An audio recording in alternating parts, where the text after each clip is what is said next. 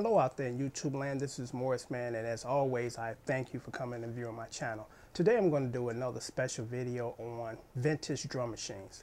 Back in the day I collected drum machines. I think I had at one point in time over 50 drum machines.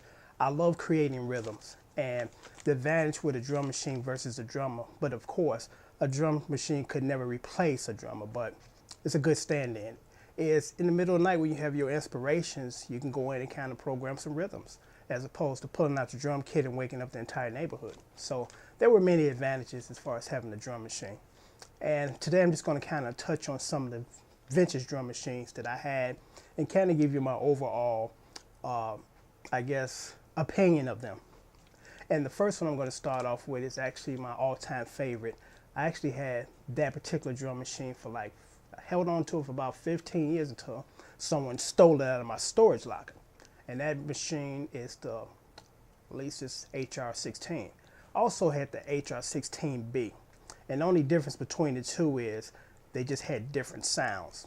But what I loved about Alesis is you can program it. I mean, the programming features were just unbelievable. You could do all types of quantizations.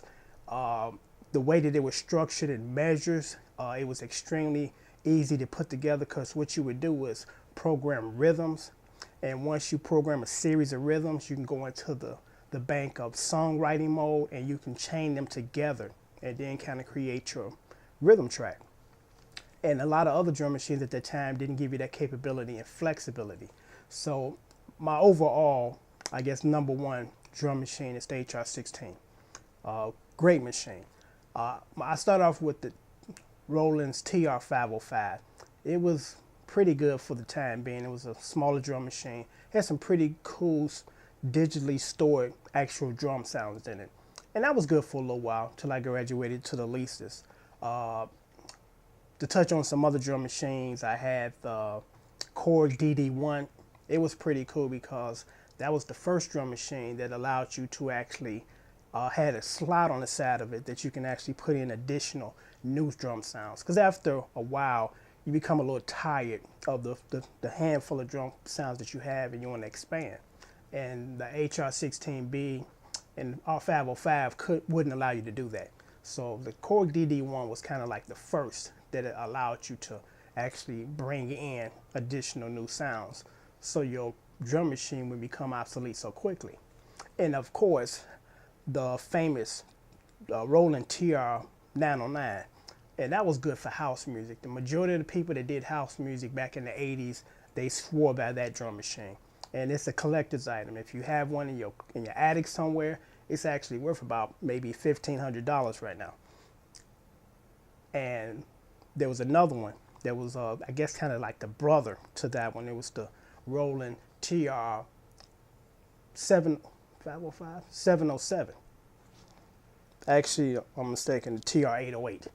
And that was, of course, the rapper's drum machine choice, because it had these really bottom types of drum sounds, that the kick and the snare and the hi-hats, everybody had to have them back in the day. So that was another very popular drum machine. And again, it's a collector's item too. If you got it somewhere in your closet or in your attic, that particular drum machine is worth somewhere between $1,500 and $2,000, because again, they're collector's items. But as far as the programmability of those versus the new drum machines, there's no comparison. They were very limited, but at the time, that was the machines of everybody's choice, because at that time, they were high-end drum machines. One of my favorite ones, runner-up to Alesis HR16, is the Roland TR, or actually the Roland R5 and R8. Difference between the two was the R5 was smaller and the R8 was larger. And the R8 allowed you to upload some new sounds as well. It had slots on the side of it. That's the only difference between the two, the R5 and R8. The R5 wouldn't allow you to, or didn't allow you to add additional sounds. But it was basically the same drum machine with just some extra added features. And the R5, when it was brand new, was about maybe $250, and the R8 was about $750. So. But what I loved about those two machines was they gave you a very crisp drum sounds. They were, again, digitally stored drum sounds. And if you're into kind of jazzy stuff or straightforward R&B stuff, those were the machines to buy and use. R. Kelly used the R8 on the first album up until the third album, I believe.